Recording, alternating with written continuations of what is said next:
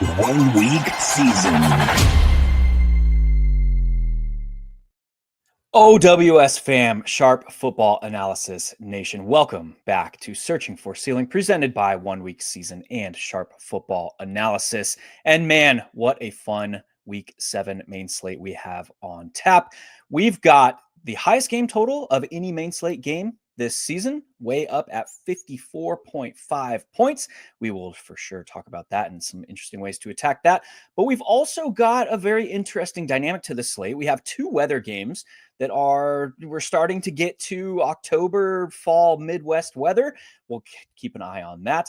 And then we have some spots that I think are going to go vastly overlooked. And another interesting aspect about this slate is this is really the first pay up at quarterback slate we've seen on the main slate through the first 6 weeks. So with that, let's dive in. Let's just get straight into it here. We'll bring him in, the man, the myth, the legend, Mr. Rich Hribar. How we doing this fine Friday afternoon, sir?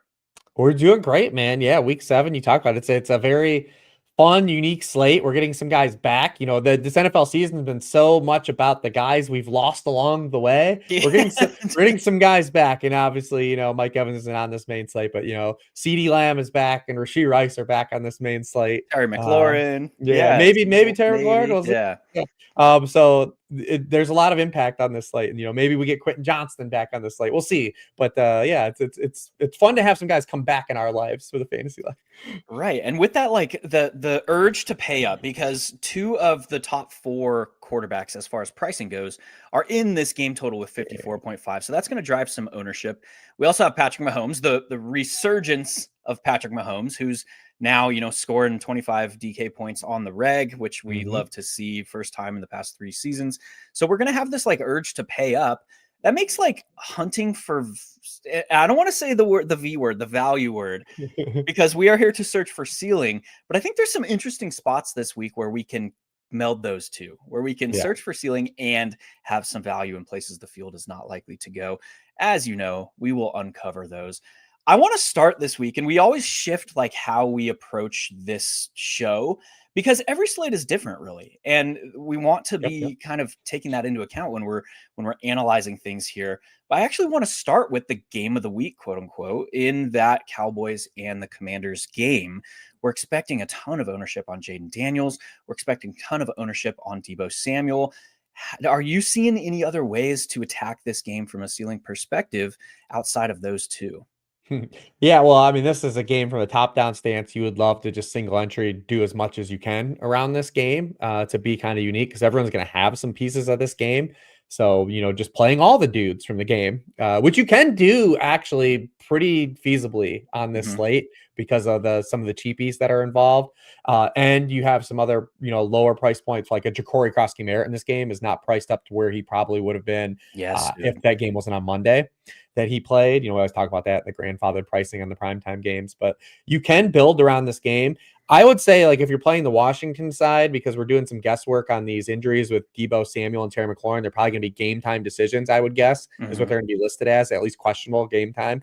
I did check before we got on. It's noon on Friday, and both guys were at practice, but without helmets.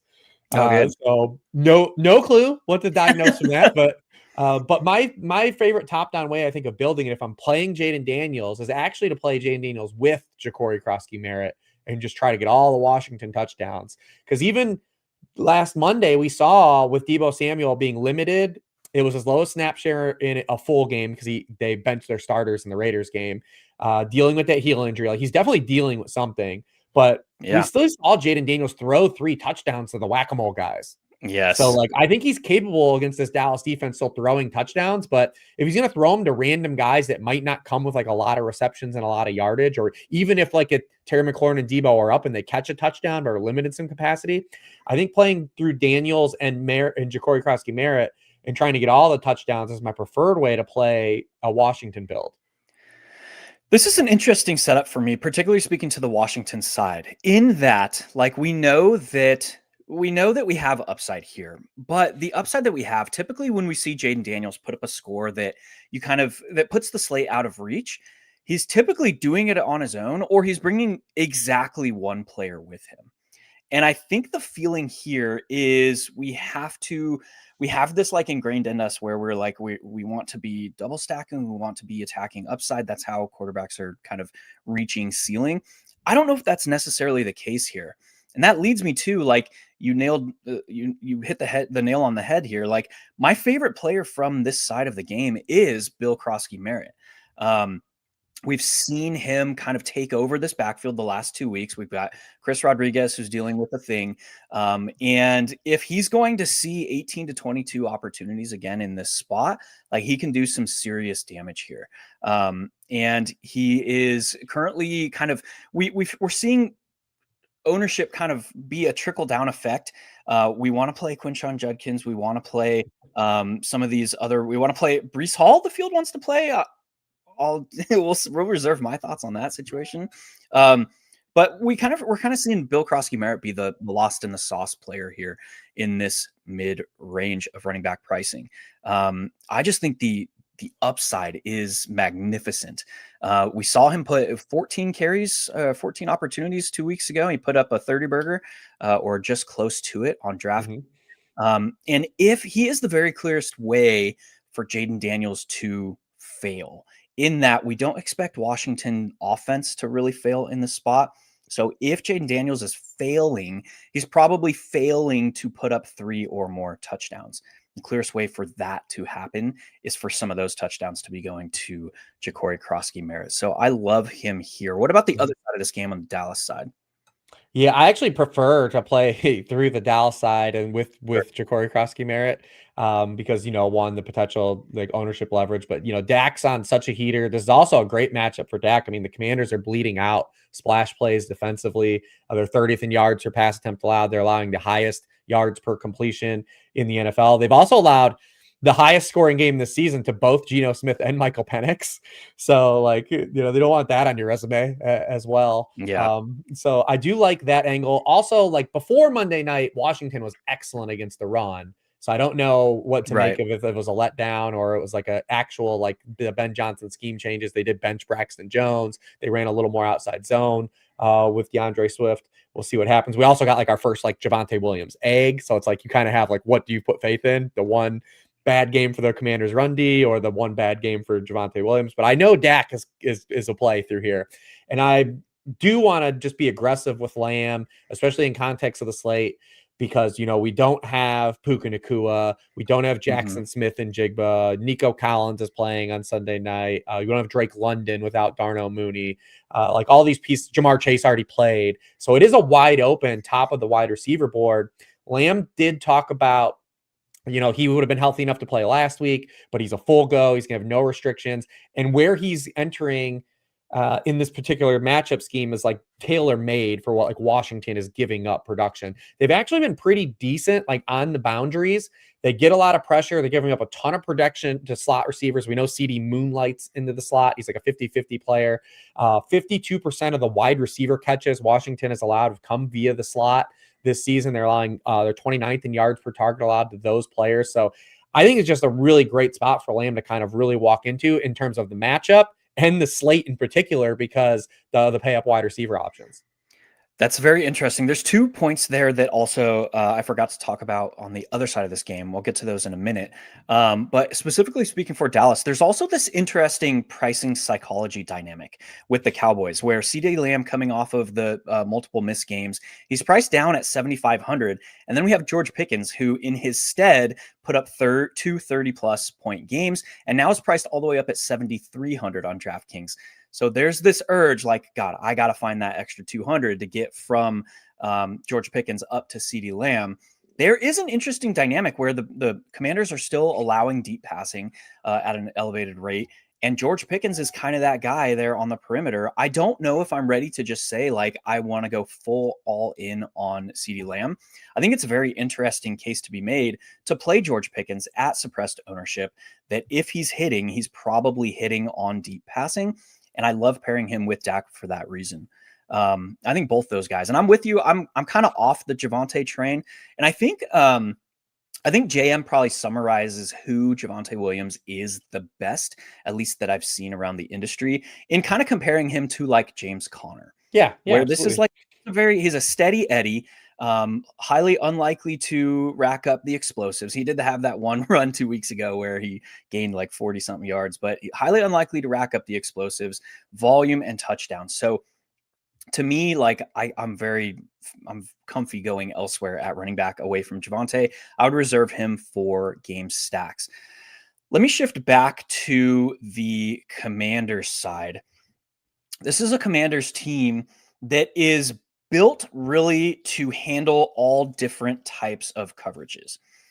When this West Coast offense, this horizontal air raid, they're going to spread them out. They're very comfy in attacking zone over the short intermediate areas of the middle of the field. They're also capable of attacking downfield when they get man. In this specific matchup against a Cowboys defense that is playing zone at the heaviest rate in the league, this kind of screams to me that they might have to string together some drives.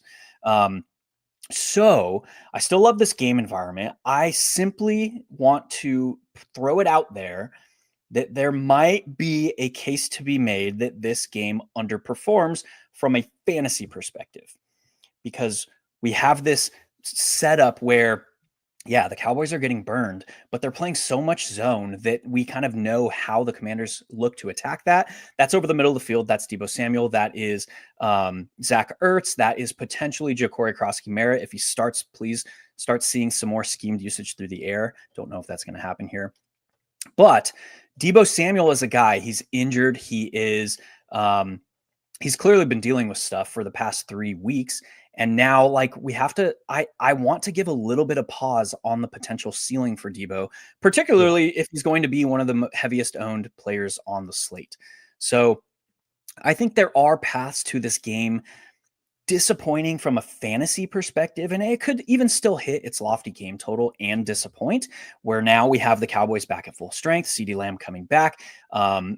We have a more, it's still a concentrated offense in Dallas but it's concentrated on 3-4 players instead of 1 or 2, which we kind of want to be attacking. So that's just my like cautionary tale a little bit for this spot, which leads us into, if this game does disappoint, which again, it could hit its lofty game total and disappoint from a fantasy perspective, there is a very clear path to like CeeDee Lamb putting up 25 points, George Pickens putting up 18, Javonte Williams putting up 15, Dak Prescott putting up 25, and nobody really like you had to have from this game.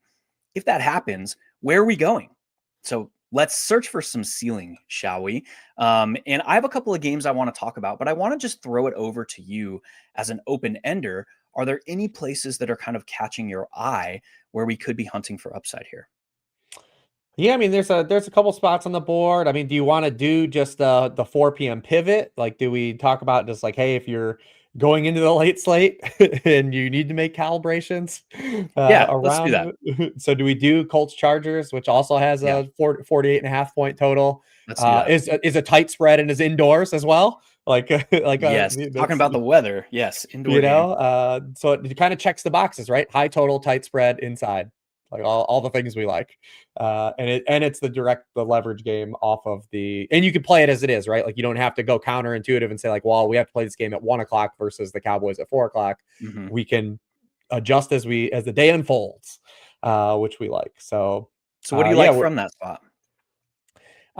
My kind of top guy would be, I mean, it's the most obvious play of all. So like, I don't really think like anyone needs this. Like, we're not really searching for ceiling with Jonathan Taylor, but like the Chargers are getting absolutely flooded these last 2 games by explosive running backs. You brought up Bill Krosky-Merritt, got them for 150 and 2, and then Devin Achane got him for 150. The exact same 150 and 2 last week. So obviously, I won't linger though, because it's just Jonathan Taylor. He's super expensive. You know what to do. I think playing through this Josh Downs injury is more interesting to see what happens, because I honestly don't know what the Colts are going to do. I don't know if it's going to be a situation, because last year, if Josh Downs were to miss a game, we would have said, all right, Adonai Mitchell will play in 3 wide receiver sets outside, and Michael Pittman will move into the slot in 11 personnel. Now with Adonai Mitchell kind of being benched last week, is that going to be a thing where Doolin plays outside, or does he move inside? We don't really know, right? Like it's kind of some guesswork. Like I would assume it would still be Pittman, but again, we're doing assumptions. Also, Jesse Minter, runs a lot of that, cover 3, cover 4 stuff. And like Tyler Warren has like absolutely been a blitzkrieg against like those looks so far this season. I mean, 35% of the Colts targets, 3.9 yards per out run against those looks. And in context of this slate, like we have a pretty wide spread of pay down tight ends. Like Yes. I also too am curious your take, like, man, we've got tight ends though that like aren't tight end. Typically, when we have tight ends that fill in, you get like the K Dotton type thing, or like something where it's like we have a pay down guy. Like we have actual tight ends that are going to be maybe used like wide receivers this week. And I already ran down the list of wide receivers that aren't on this slate. Yeah, we talked about. So like, man, is this a 2 tight end slate? Oh no, he said it. Everyone turn it off. Let's go home. Pack it up, boys. No, that's an interesting point. And you mentioned the tight ends that are not really being played like tight ends. Tyler Warren, Darren Waller. Look at Darren Waller. He's played a 20% in-line rate. Like the dude is playing wide more than he's playing in line. So yeah, I mean, Fannin, Mason Taylor, Michael Mayer. Like these guys are going to have like 25+% target shares. Yes. And then if Marv doesn't play, McBride's going to have a 30% target share. While we're talking about tight ends real quick, Mason Taylor jumps off the page to me personally, and it kind of even increases my interest in him, knowing that Breece Hall is going to be one of the highest known players on the slate. You look at this setup, the Panthers have been a top 5 run defense the past month of play. I want to say that again. The Panthers have been a top 5 run defense the past month of play, where we kind of know, we've talked about it before, Jaira Evero, cover 3 heavy. They're giving up production over the short, intermediate, middle of the field. And to me, without Garrett Wilson now, Mason Taylor is priced at 3,400, and he's stepping into likely the role for this offense to move the football. It's not going to be Josh Reynolds. It's not going to be some of these other guys. It's going to be Mason Taylor to me. So he's highly interesting to me at only 3,400. You mentioned Fannin, likely without David Njoku. I haven't seen if he's been ruled out yet today, but he went DMP Wednesday, Thursday, highly unlikely to play. Fannin is, again, in this offense that is short, intermediate areas. The reason I don't like Fannin as much as Taylor is because I like Quinshon Judkins so much. And if we're playing 2 of those guys, like you can say I can capture a lot of the production if we pair them together. I just prefer the additional ceiling you get, like pairing up Judkins with a guy like Mason Taylor. Tight end discussion out of the way. What about the Charger side of this spot? Are you looking to bring it back? And again, we have some uncertainty with Quentin Johnston. What are you seeing over here? Can we go back to Kamani Vidal? Yeah, I mean, I think you actually could, and I know it feels like point chasey, but like, so Vidal as a prospect was a player that I was very intrigued by as a day 3 guy. At 213 pounds, 81st percentile, athletic score in my model, explosive player, and he was a huge workhorse. So like we saw all those things kind of on display last week. He was able to accrue a high workload, be involved in the pass game, create explosives. There's some definitely volatility here. I don't think this is a complete Michael Carter situation from the week before, where like Michael Carter faced the Titans, luck boxed into a touchdown, but like was bad with all his other touches. Yeah. Like Vidal offers some upside. The Colts have been very porous against the run. It's just that they've been so far ahead on teams that they don't face a ton of rushing attempts. But, they are 28th in success rate against running back runs. They are 29th in yards allowed before contact on running back runs. They're 26th in rate of running back runs that go for a first down or touchdown. So there is a path, for Vidal to have still, I think, explosives. And if their game script kind of flips negative, he can catch the football. So I know it feels kind of like you're going back to the guy, like it feels point chasey, but I do think there's an avenue for him in this game. I'm also waiting for Colts injuries. We don't know if Kenny Moore or Charvarius Ward are going to play yet. Kenny Moore was coming back to practice, but he's had a multi-week absence. We don't know if he's going to be up. And then Charvarius Ward's in concussion protocol. Colts had all-time bad pregame run out last week. Yeah, right? Anthony Richardson, like a piece of metal hits his eye. Right. Yeah. So it's like, so I'm waiting for those injuries too. But, we could get another run out for Ladd to have a high target share. He did suck out with a long catch and run at the end of that game last week. You got like a cheapie and like Gadsden, but all of these are dependent on like Quentin Johnston being up. Oh, and Joe Alt. right? Like Joe Alt was practicing, but we don't know if he's going to play because with Joe Alt out, Justin Herbert's ADOT has basically gone subterranean. Yes. These last 3 weeks, his first 3 games of the year, he was over 9 air yards per pass attempt in every single game. The last week, 6.5. Alt leaves that game. Then it goes down to 3.8 yards and then 5.8 yards last week. So big kind of like a lot of volatility. Friday injury report, very massive for this game in general.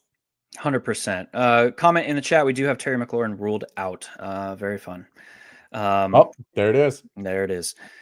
So again, goes back to a word that I've used in the past on the show in fragility for that spot with Terry McLaurin ruled out. I also think that this game in the Colts and the Chargers carries some significant fragility as well, in the sense that like who these two teams are, particularly with the injuries that the Chargers have been dealing with. You mentioned that they've been forced to kind of attack the short intermediate areas of the field. They're trying to march the field. That is exactly like who the Colts are as well. They're looking to string together drives. They're looking to control the time of possession battle, and it's been working. So there are outs to this game also kind of being a little bit more fragile and failing from a fantasy perspective. That said, like Jonathan Taylor is a player because of the kind of context and the structure of this slate where people want to be paying up at quarterback for the first time. That trickle down effect means that we don't have as much salary to be paying for top end players at the skill positions, primarily being Jonathan Taylor. So he's checking in 10 to 12% ownership.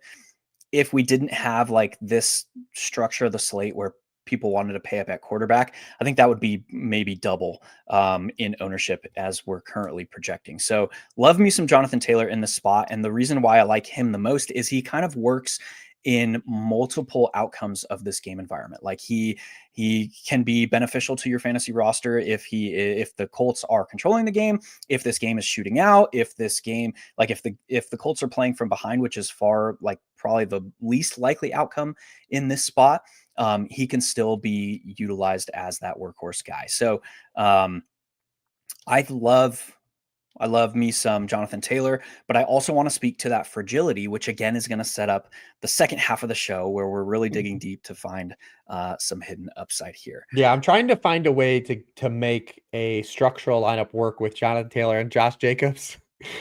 Oh yeah, it's doable. It is doable. I have some ideas. Well, that's why I brought up that. So my tight end take wasn't proposed to you about the cheapies. Actually, it was basically because it stemmed from the talking about Tyler Warren, and then right. we talked about Trey McBride if Marv was out, and Jacoby Brissett plays obviously too.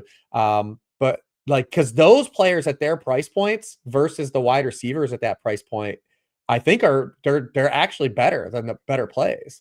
Oh yeah, they project better as a point per dollar option than the wide receivers in that range outside of Mr. Rashee Rice, which we'll talk about him in a minute. Let's go to that game, shall we? Let's go to that Chiefs game. This is one of those spots where extremely lopsided. We have a middling game total with the Chiefs favored by 12 points, and that was like what was that to begin the week? I feel like that was more. It's not loading great. That I think that was up to like 13 and a half at one point. But this, like the way that this game sets up and the way that I think Rashee Rice being injected back into this lineup, do you see Rashee immediately stepping into an 85% route rate kind of play? Do you think they're going to continue this kind of spread the wealth at wide receiver with some of these secondary options here? I would believe that he's back. I mean, all offseason, the internal word from that organization was just how much he is their like engine of the offense. And he's not coming back from injury. Well, he is technically coming back from injury, but he's not coming off of, he's not coming off of freshly being hurt and like he missed the last 3 games because of injury. So I do believe that he's not going to have like a restriction. I do think there'll probably be some kind of rotation just because you kind of have so many bodies that they've been playing, but they've already really, since Worthy came back, they've already really reduced the snaps for Hollywood Brown, and then Tyquan Thornton has really been reduced. And then we would assume Juju Smith-Schuster gets cut here with his actual role overlapping with what Rashee Rice brings to the offense. So I do believe he's going to play a significant snap share. I think he's going to be involved in the offense. He's also returning against, a defense structurally. We know what the Raiders are the most vanilla defense that you could ever possibly imagine. Like Patrick Graham is just going to play cover 3 in zone. And when they do finally want to bring extra defenders, which is rarely, they will be in man coverage blitzes. But I mean, Rashee Rice, since he entered the NFL, has absolutely just been a juggernaut against like cover 3 and zone coverages. Like since he entered the NFL, he's 6th in yards per out run against all zone coverages. Against cover 3, he goes to 2nd in the NFL with over 3 yards per out run and 29% of the targets. Now, a lot of the splits were stuff without like all these guys working together. We've never seen one Chiefs down yet that has Rashee Rice, Xavier Worthy, and Hollywood Brown and Travis Kelce all on the field together. None of those have existed yet. But FanDuel had religion, priced him up. DraftKings were like, we're going to let everyone play him. They were like, we're going to let everyone play him. I will say this is probably like you'll never have like as much leverage on a Xavier Worthy spot as you possibly could right now, though. Like, because Mahomes is tracking to be popular, but what I'm seeing right now is Worthy's not. And it's like, so one, it's not even a Worthy direct leverage where you have to play Worthy versus Rice. Like, you can just add Worthy to your both stacks. Right. And you have a team that has a 30-point team total that also is the highest run rate or pass rate in the NFL. And yes.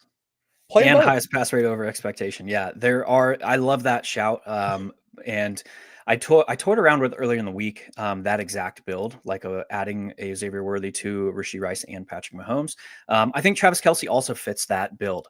If you want to go there, we're talking about high cover 3 rates. That kind of plays right into where Travis Kelce is being utilized at this point in his career as well. Before we get too much further, we got to get through the must-haves. Quick read for the fine gentleman over at Sharp Football Analysis. Rich has a great deal for all of our listeners this week. Get all of his fantasy football content along with every pick, prop, and article for only $20 over at Sharp Football. That's an 80% discount, and it is only available to our viewers. Go to sharp.football, use code CEILING. Over at 1 Week Season, the flavor of the week is free ownership projections. You get access to all those completely free at 1 Week Season this week. You don't got to do nothing. All you got to do is create a free account, and you get access to all of our ownership stuff, typically behind the paywall. I got really nothing to add. Do you have any interest in any of the Raiders outside of potentially a cheap tight end here? Nope, just Michael Mayer. There's all the right. other one. That's it. Yeah. So, and obviously, people will get there on him too, especially in the bringbacks. But we don't know what's going on with Jacoby Myers with this potential trade, right? Like he's missed some practice. They already ran Jack Besh a lot of snaps last week. It feels like he's going to be the direct pivot when this ever does happen, if something does happen, and they do end up trading him. I feel like something's going to happen.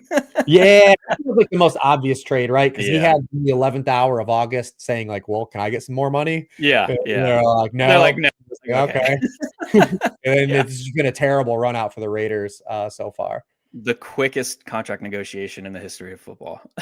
Hey, can I get a raise? No. Okay. Sweet. Yes, I think so too. And he was held out of practice earlier this week as well. That's what I mean. I think that like this could be because they're on bye next week too. Mhm. It might be a situation where they're like, "Hey, we can't have him get hurt either." Yeah. 100%. With you there. I want to go.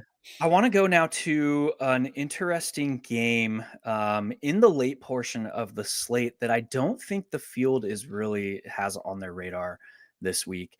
And that's the Giants and the Broncos.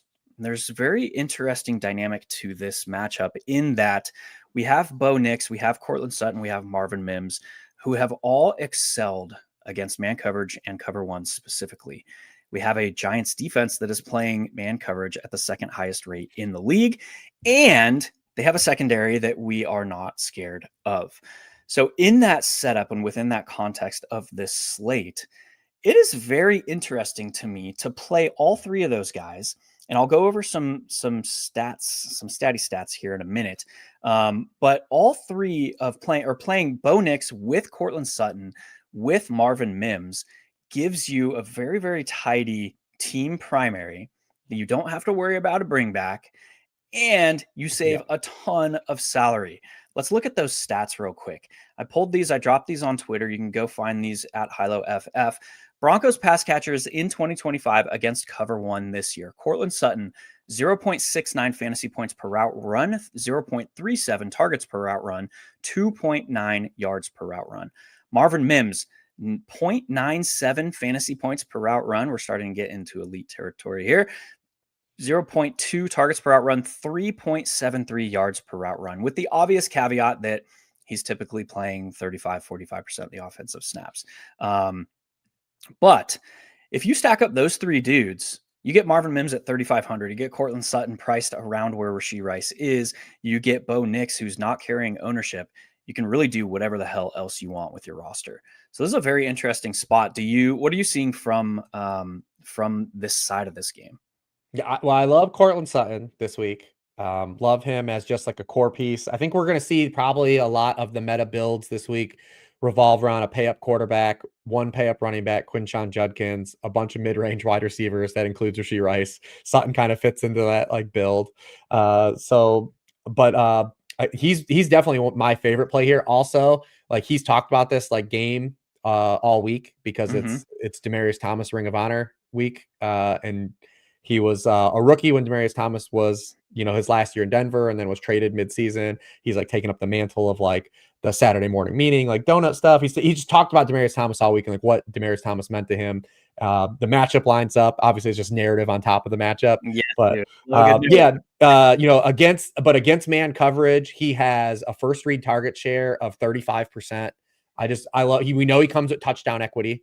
Like, so built in, so you could have a multiple touchdown game with him. So I just love him as an isolated play regardless. Also, Mims was the standout to me too. We're starting to see Pat Bryant cut into Troy Franklin's work these last couple weeks. So Pat Bryant's getting a little more involved and it's eating into Franklin. And Mims, you know what you're getting, right? Like you're never going to have like that huge run out. He's kind of like Denver Cavante Turpin, but like the splash plays are what you're paying for. And like that's what you're looking to cash in on. And so I have no problem with like that shot as like a little triumvirate as well. And like I had Sutton already circled as like a core play for me this week. Yes, sir. And with that splash play, Marvin Mims is much more beneficial to us if we're pairing him with Bo Nix, double dipping on that splash play potential and hopefully getting Nix over that 300-yard passing bonus.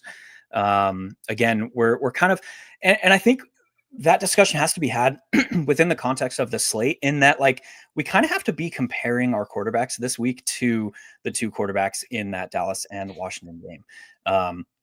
From the sense of we're probably going to need like a 24-point production quarterback outing from like a pay down option probably doesn't mean as much to us. We're really, this is a slate where we need to be hunting for that outlier type ceiling. And I think Bo Nix does bring that. The last thing I'll add there is like Sean Payton is one of those coaches that is very like narrative based and driven. You brought out the narrative. This is a spot to me where, and we've seen it come out every now and then, where Sean Payton just keeps his foot on the gas and stomps an opponent. And this to me could be one of those spots. We look back at last year, 3 of the top Bo Nix performances from a fantasy perspective came in complete blowouts. So this could be one of those spots where just playing the Broncos side of it through Bo Nix and not worrying about a bring back, I think carries a lot of interest. And I think you could also add the Broncos defense to that discussion, which is something that nobody is going to be doing as well. Playing like a triple from the Broncos and their defense, just not going to be owned. Is Evan Ingram good against man? He is not over the last 2 seasons. This year, 0.25 fantasy points per route run, 0.22 targets per route run, 1.17 yards per route run against cover one. It's just tough because he's using that like Dalton Kincaid role where he's good. He doesn't play in the run game. He's not getting a lot of route participation because he gets like not a lot of early. He doesn't run routes on run downs that aren't runs. Which is, you have to run very hot in terms of efficiency, in terms of like yak and yards per catch or touchdowns. And he hasn't had more than 42 yards in a game yet. So he's tough to kind of especially in the context of this slate. Like, man, there are so many more tight ends this week before I can get to Evan Ingram and watch him be the dude. What I thought was interesting working with Sims early this week, was the fact that they wanted to force J.K. Dobbins. If you lock Bo Nix and you run the Sims, it wants to force J.K. Dobbins. Is that at all interesting to you? No, he's not catching any passes. Yeah. He's only run a route on 32% of the passing plays. He has a 4.6% target share. It literally is like Ingram, not Kamara, probably more Ingram Travarius Cadet than like the apt Sean Payton like corollary for the house backfields being used with RJ Harvey and Dobbins, because RJ Harvey is definitely not doing Kamara things. But, yes. I mean, this would be the spot if you're in on like the archetype of J.K. Dobbins. Like from a season-long stance, I'm excited to play J.K. Dobbins as a home favorite. But like for DFS, I have a hard time, I think, finding the ceiling, and that's what we are about here. 100%. I'm with you there. Any other games that you want to shout, particularly from the morning? Yeah, we got to talk Eagles Vikings, right? Yeah, that's what I was going to say next. But I just wanted have to do it. You got to do it. Yes. I'll give it to you, and then I'll give my take on that game. Well, there's a lot of things going on with the game, but like we are going to get in a pay up quarterback week. No one's gonna play Jalen Hurts. Yeah. Like, and as bad as it's been for the Eagles, and it's been bad. Like this team is like they're searching for an identity. Like you can see it. You can like visually see them like trying to find an identity week to week, sometimes quarter to quarter this season. But as bad as it's been, Jalen Hurts keeps scoring fantasy points. Mm-hmm. He's been he's a QB5 in points per game now. He's been a QB1 scorer in 5 of his 6 games. We also saw him 2 weeks ago score 20 fantasy points, and not fantasy points via his legs, 20 passing points against the Denver Broncos. He had 3 rushing yards in that game, no rushing touchdowns. So we know that he's still capable of getting production. And the Vikings have, faced Caleb Williams, Michael Penix, Jake Browning, Aaron Rodgers, Dylan Gabriel to open year. We know it's a good defense. We know that zone blitzes can give Jalen Hurts problems, but like we still know the upside from a fantasy stance exists for him. And he is priced right next to all these other guys, Mahomes, Jaden Daniels, Dak Prescott, like right sandwiched in. And the other guys are tracking to be immensely more owned than him. And he's a guy you don't have to stack. So like, man, Jalen Hurts as a one-off definitely stands out to me this week. Yeah, that's very interesting too. It's funny that you mentioned that this team is like still searching for their identity. I literally put those words into my write-up of this game. I was like, this is one of the only teams that is still searching for their identity in week 7. Look at this. I'll throw some stats out there. They scored 29.0 points per game in 2024. They're averaging 23.7 this season. That is the 3rd largest dip in scoring from 2024 to 2025, behind only the Ravens and Bengals. And we know why they have struggled. They were averaging 366 yards of total offense per game last season. That is down to 274.5 in 2025. And we're starting to see like the standard wide receivers got to speak out. It's hitting in Philadelphia as well. We've seen tackles Jordan Mailata and Lane Johnson are underperforming their pedigree. The continued absence of Landon Dickerson has kind of left the offensive line run blocking poorly. He is coming back this week. Yes, it looks like he is due back. They're averaging only 1.46 yards before contact per attempt. That's bottom 10 this season after handily leading that metric last year. Saquon Barkley is averaging 3.42 yards per carry. Like this is just broken, man. Saquon Barkley has a 4.2% explosive run rate. Like if we just like remove the names and just look at the underlying metrics, Saquon Barkley is DeAndre Swift this season, and that is disgusting to think about. But within all that, there's a lot of like ways that this game could play out. And there's 3 big pieces for me that could affect like the range of outcomes of this game. The first is the quarterback situation for the Vikings. We don't know still, is it going to be Carson Wentz? Is it going to be JJ McCarthy? This team has performed far better with Carson Wentz under center this season.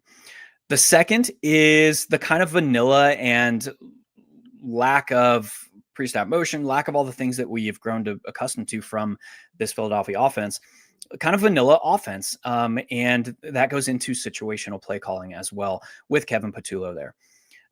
The third interesting aspect of this is just the presence of Brian Flores. We know his defense is insane in the sense that they can do all these things to shut down an opponent. They can also, within that structure, give up splash plays. So all 3 of those aspects, like this game probably has the widest range of outcomes of any game environment. And typically when we're looking at a setup like that, we direct our attention to ownership. And this game is not carrying ownership. Nope, as and you I mentioned. love it. Yes. And it's early, and you can play your onesies, your a la carte stacks, your minis. You play them early, and you know what you have. 100%. And then we have Quinyon Mitchell, who he Yep. was limited, and then he got in a full practice Thursday. So it looks like the hamstring issue is not going to be an issue. I have not seen practice reports from today, but I would expect him to play as things currently stand. But if he is at all slowed by that hamstring, that kind of brings Justin Jefferson into the fold. I think my favorite way to attack this game is just playing a mini correlation between Justin Jefferson and Saquon Barkley. But there are definite cases to be made for kind of going all in here and stacking it up. Well, I was gonna save it. My hidden hammer, I'm just gonna spoil early, was gonna be Let's go. was gonna be Saquon. Oh, I love that. This is a very interesting slate, and just give you a peek behind the Hilow curtain here. Heavy single entry 3-max player. Typically, I'm not going to say like I'm going to widen my player pool or lessen it. I'm just going to take what the week is giving me. My running back player pool for single entry and 3-max is 4 players this week, and Saquon is one of them. So I'll let you chew on that for a minute. I'm with you there. Figures. Yes. Yeah, I mean, this is a spot where I think if they're just doing the identity switcheroo thing, because they're oscillating on the pendulum of like, do we want to be run heavy? All right, well, now we're going to sort of be extra pass heavy. All right, that didn't work out. Yeah, that didn't work. Now we're getting Landon Dickerson back, like against the Brian Flores defense. Like, what do we do? All right, so maybe we swing back. Like, try to say. Yes. I will say from like a health perspective, he still looks good. Like those opening 2 carries he had last week, where he gets the 30 yards and 2 carries, still looks fine. Brian Flores talked about their run defense coming out of the bye, and his answer, they were like, what do you do? Because remember, going into the bye, they got flooded by Quinshon Judkins for 130 yards and had a 40-yard touchdown called back in that game. And then in London, Kenneth Gainwell cooked them for 134 total yards and 2 touchdowns. Brian Flores, there was asked about his run defense, and they said, well, how do you fix it? And he was like, there's nothing to fix except for we need to tackle better and get off blocks better. Like the schematic, he's like, we just need to be better. Like basically be better at playing the game of football. So like there's no magic wand to wave here. Like they've just got to be better. So is this a spot? Now I'm not going wild. Like you said, like he's more of a large field single entry guy for me. Because, I'm going to have Jonathan Taylor, I'm going to have Josh Jacobs too as my main guys, but as like the single entry hammer guy at 1:00, man, if he sucks, like so be it. Like then I'm cooked. But just he's definitely, but because I love I like Justin Jefferson, even if Quinyon Mitchell plays, because Justin Jefferson had 2 kind of matchups before the bye too, where you'd be like, oh, they could be difficult. And then he had double-digit targets both games. Now, mind you, this is asterisk if Carson Wentz is playing, because the Minnesota Vikings have a 67% drop back rate with Carson Wentz on the field this year compared to a 56.8% rate with JJ McCarthy. And they told us all offseason they were going to do this with JJ McCarthy. Every single transaction they made were like, we're going to try to insulate this young quarterback with a power running game and try to get play action passes, like basically try to like give him the Brock Purdy script, right? As like a young player. And they've had injuries on the offensive line, obviously injuries to him, injury at running back Darren Jones. So I actually think this game environment is set up to, even if JJ McCarthy is probably healthy, like you probably just play Carson Wentz in this spot anyways, because you're not going to be able to insulate. Jalen Carter's coming back in this game too. Like that's a big, the Eagles are with Jalen Carter on the field. They're only allowing 3.8 yards per carry to running backs, 0.93 yards before contact per rush to running backs on those plays. So I do like Justin Jefferson. I like the mini as itself, because we talk about the wide receiver slate. Justin Jefferson at like 10% ownership, like is a guy that could have 30 points, even with Quinyon Mitchell playing. Yeah, this is a situation though. Each of the last 2 weeks, it was like Jamar Chase is on the slate and he's not getting ownership. Okay. And then we see, of course, he put up the most targets of any player over the last decade not on the main slate. And I've been hammering him the last 2 weeks. It figures. It's like the Bourne outcome where at OWS we were like hammering Bourne for 2 weeks, and then he puts up the crazy outlier production off the main slate. That's what we saw from Jamar Chase yesterday. Interesting stat here from Justin Jefferson.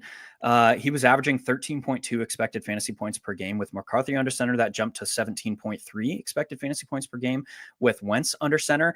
And his targets per route run and his target share were relatively, or they were at least comparable. They were close with both JJ McCarthy and Carson Wentz. So yeah, I really like Justin Jefferson, if with the asterisk that we get Carson Wentz playing, and we should find that out with this game being early in the slate. Yeah, man. I love me some Saquon this week. I really do. And I'm looking for ways to play Saquon, like kind of with your discussion with Josh Jacobs. I'm looking for ways to play Saquon with Jonathan Taylor here as a way to differentiate. Yeah, it's a bummer that he has not had really any price adjustment. Yeah, it's come down a little bit, but not to the point. It's like not comparable to like CeeDee Lamb, where he's priced at 7,500. He's come down a little bit. I think he's priced at what, 7,700 this slate. Yeah. Yeah. All right. Let's go to one more game I think we have time for to talk about before. Let's see if you can pull out another hidden hammer because you spoiled it. Was that you're going to be your hidden hammer? No. All right. He was, if I were to do two, he would have been there in that. I think I kind of already spoiled my hidden hammer too with the Broncos, but so I'll have to come up with another one here. I wanted to make sure that we talked about that. Yeah. With the, if we're just looking at game totals, I think we got to talk about the Saints and the Bears. This is a very, very interesting game as well, where now we have some potential weather. We have a game total that's 46.5. That's third or fourth on the slate. And we have a Saints team that has been far better at home than they are on the road for the past 5 seasons. And now they're going to the frigid air in Chicago with the lake effect, getting some wind. Do you see any upside from this game, knowing that it has, third, fourth highest game total on the slate? Yeah, I'm definitely interested on the surface. Want to follow the weather stuff. I'm usually someone that doesn't adjust a lot for weather. The amount of good decisions I've made based on weather in my fantasy life. Maybe on one hand, I can kind of, and they're usually like in the most obvious spots, right? Like there was a game like 2 years ago, the Browns were playing the Raiders, and I live in Ohio, and like I went outside and I was like, oh, there's no one playing football this. And I remember like someone tried to kick a field goal the first drive, and it just like went sideways. Yeah. It was like terrible, but like so you can reach out to me Sunday morning if you want, and I'll do a boots on the ground for your Cleveland weather. I'm literally like 25 minutes from the stadium on the lake. But so I just want to follow this stuff in the 11th hour, because on the surface, when you just treat this game as face value with no weather implications, it is a rather exciting game. I mean, the Saints are 27th in points allowed per drive. The Bears are super funny on the defense. So they lead the NFL in takeaways per drive. But when they don't have a takeaway per drive, they're 31st in scoring rate. So either get a takeaway or give up points. It's like no in between. And Spencer Rattler is playing functional football, I think, to kind of facilitate against this defense, like what the Chicago Bears do. Like he's not really turning the ball over. He's giving you like a little sprinkling of rushing. The one problem for Spencer Rattler so far is that he has one or fewer touchdown passes in every game. Well, the Chicago Bears are allowing the highest touchdown rate in the NFL. So we might be able to get multiple touchdowns from him this week. Maybe. He's done it once, but the time he did it, he was a top 10 scorer. This is against 49ers. So I think there is some appeal for this game. What I do want to touch on real quick before, because I know I'm eating the shot clock here, is out of the bye, Ben Johnson, highest rate of pre-snap motion, highest rate of play action pass rate. Those have absolutely been a disaster for the Saints defense so far this season. They're getting absolutely killed. They're allowing 9 yards per pass play on pre-snap motion. That's 29th in the league, and 11.3% touchdown rate, highest rate in the league. And then on play action passes, 24th in yards allowed per pass, on 8% touchdown rate. That's 20th. So if Ben Johnson, if that's a static approach that wasn't just for the Commanders, and it's going to be something that they want to do, which I did as a Ben Johnson calling guard, under center, play action, pre-snap motion, that is a huge matchup leverage for this spot for Caleb Williams if they're going to keep that going. Do you have any idea what the hell's going on with DJ Moore? No, I think he's trending to be out, though. He hasn't practiced. He was limited yesterday. Oh, was he? Yeah. I didn't see. So we have to, that's another one to follow. I looked up a minute ago because I thought we would get to this game at some point, and I didn't see anything for Friday. Yeah. So it's really weird. I don't know what could have, that whole situation was very weird to me. He goes from he played every snap. He played deep into the fourth quarter. He was blocking 15 yards down the field, throwing haymakers on the final drive of the game that set up the game-winning touchdown or the game-winning field goal. And then it came out the following day that he did not travel home with the team, and he was hospitalized overnight with a groin issue. I don't know what the hell groin issue would have kept you hospitalized. The only thing that I could think of is like testicular torsion or something going on down below. I really don't know what the hell's going on with him. That's a very interesting setup to me because the way that Luther Burden has been utilized in this offense is exactly the way that DJ Moore has been utilized. You look at their alignments, you look at their like underlying metrics. It's effectively a 1-for-1 outside of like the backfield usage and the gimmicky stuff that DJ Moore was seeing to start the season. Yes, twisted testes is nothing to play with. I agree. But if DJ Moore is out, Luther Burden is one of these guys priced down, way down where he is, where he has legitimate paths to ceiling that is beyond like a point per dollar stance. So he is one of the key guys to keep an eye on, I think, for me this week. And again, like within the context of, we don't know what the weather is going to do, all that good stuff. But all the things that you mentioned, the struggles with play action, Luther Burden, kind of a 1-for-1 replacement for DJ Moore based on how he's been utilized. I love me some Burden if DJ Moore is out. And again, especially because, I love Burden playing for more than I would Zacchaeus, which I think everyone is actually like thought in the preseason, right? It was like Burden is going to be the slot receiver. But like, I thought Burden as a prospect, and this is I'm no NFL scout, so definitely, but like, I know there's like Matt Harmon's like work agreed with it too. It's like, I thought Burden was actually like a more explosive downfield receiver, like his strengths of his game, like Missouri using that capacity through quarterback play, but he's actually not like a nuanced receiver in terms of like finding holes in zone, but like his route running and vertical ability is so strong and he can create explosives. Like I would be way more excited if Zacchaeus is playing and Burden is getting more opportunities to do what I think he's good at than if he was just filling in for the slot. Right. 100%. I'm seeing things the same way there. This is an interesting one. I want to touch on this real quick. The question is, I'm honestly thinking if Vrabel puts up 50 this week, if I'm playing a FanDuel, who do you think the 4 positions I stack? If I think Vrabel doesn't take his foot off the gas, this is an interesting setup in that the Patriots and Drake May specifically have been so good.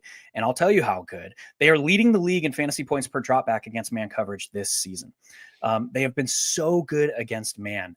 And they have been not as good against zone. And now we have a Tennessee Titans defense that we know is going to play a ton of zone. So within that context, I'm actually less excited about Drake May and his constituency here as I am the New England defense. The Patriots defense is really standing out to me. We have a Tennessee Titans defense, or a Tennessee Titans offense that they have effectively played 3 seasons up to this point. If we remember, Brian Callahan started the season calling offensive plays for the first 3 games. Then he gave that duty over to their quarterbacks coach. And now they have Mike McCoy, who's coming in from an offensive specialist assistant to the head coaching duties. So this is a very interesting setup. I don't think that they are going to turn things around immediately. It probably is going to take some time. And then we have a funny quote from Cam Ward, he literally, and I quote, "Once I start playing the way I want to play, the league is fucked." I thought that was outstanding. Same. Yes, right? I know. But I don't think that's going to happen in week 7. So I really, really like the Patriots defense here. All right. Yeah. Can we dig deep, both of us, for an additional hidden hammer after giving them away earlier? Man, I was going to have Mason Taylor too. So you already kind of talked about him. So I like Saquon as the hidden, like the hiding in plain sight hammer. He's not even a hidden hammer. Right. And you talked about Sutton, who I was also. Yeah, we kind of just covered them all, right? Yeah. I was going to mention Luther Burden. We talked about him. I mean, another play hiding in plain sight hammer, though, I will say, is Trey McBride. Yeah. Yeah, I'll buy that as well. Especially if Jacoby Brissett plays. I actually was very interested in that game last week because with Kyler Murray being out, so I've always thought, the Drew Petzing offense, how much is Kyler Murray influencing what Drew Petzing wants to do? So I was like, oh, I can't wait to see what the Cardinals do today. And man, they did a lot of things I liked. Yeah, right? It was better. And I was like, oh, okay. Is Kyron the problem, guys? Kyler. Sorry, Kyler. Yeah, I mean, the under center play action stuff, it was like, oh, yeah, this is Petzing gets how to beat the defensive meta. And it's like no player has a higher target share off play action passes than Trey McBride this year. Also, the only players that have done anything against the Packers this year, outside of that sweet Jamar Chase reception last week, has been tight ends. Like, yeah, it's definitely a pay down week for a lot of gamers, I think, in terms of lineup construction. I'm trying to find a way to get like these Tyler Warren and Trey McBride builds because these guys project to me like wide receivers this week. Yeah, 100%. I'll go to, and I got really nothing to add. I think you covered that well. And it's hilarious to me that I've been crapping on Kyler Murray for the past 3 seasons. And it's like, do you see what I'm seeing, guys? Anyway, vindicated. I'll go to the Saints. We talked about them a little bit, but an interesting aspect of this matchup that I think you can play Spencer Rattler ×2 with 2 of his pass catchers here is the heavy man coverage rates that the Bears are playing. And that is really the only time this season that Spencer Rattler is attacking downfield. We got the Rashid Shaheed game 2 weeks ago, which I was on. I played Spencer Rattler that week as well. And that was against another man-heavy opponent. So this is a spot where we could see the downfield work. I like the Spencer Rattler plus Chris Olave plus Rashid Shaheed. Bring it back with Luther Burden if DJ Moore is out, and then you can do whatever the hell you want with the rest of your roster as well. So again, we're kind of like, we're piecemealing the hidden hammers because we covered pretty much all of them throughout the rest of the show. But that's kind of your last ditch hidden hammer potential there. We did kind of gloss over Rome in that game too, who is like another good play as well. Just soaking up all of those like the end zone, red zone targets, high value looks. Yeah. Yep. 100%. All right, y'all. And you have anything as we're out the door here? No, I love it. I mean, it's a fun slate. I think there are I think I'm going to have like a lot of weird builds this week. Yeah. In terms, like I said, I'm trying to find ways to make the 2 high price running backs work that aren't Quinshon Judkins. You can play Quinshon Judkins. It's not me saying don't play Quinshon Judkins. I'm just trying to find a way to make like Jonathan Taylor, Josh Jacobs, Saquon Barkley, double like 2 of those guys work. Maybe work around one of these like premium tight ends, a Tyler Warren, Trey McBride with one of like a Michael Mayer, a fan and Mason Taylor type. So like I'm just playing with some things this week. It's gonna be fun. To me, it's exciting, right? Like when like if the meta feels wide open this week. Yes, and search for those. I think we need to get comfortable. My final statement here. Get comfortable being uncomfortable this week, specifically speaking to where you're finding your value. That's Luther Burden. That's potentially LK Omanor. That's potentially Rashid Shaheed that we mentioned. Get comfortable, excuse me, choking over here. Get comfortable finding that value in different places this week, which could really open up some of that stuff, especially on a pay up for quarterback week.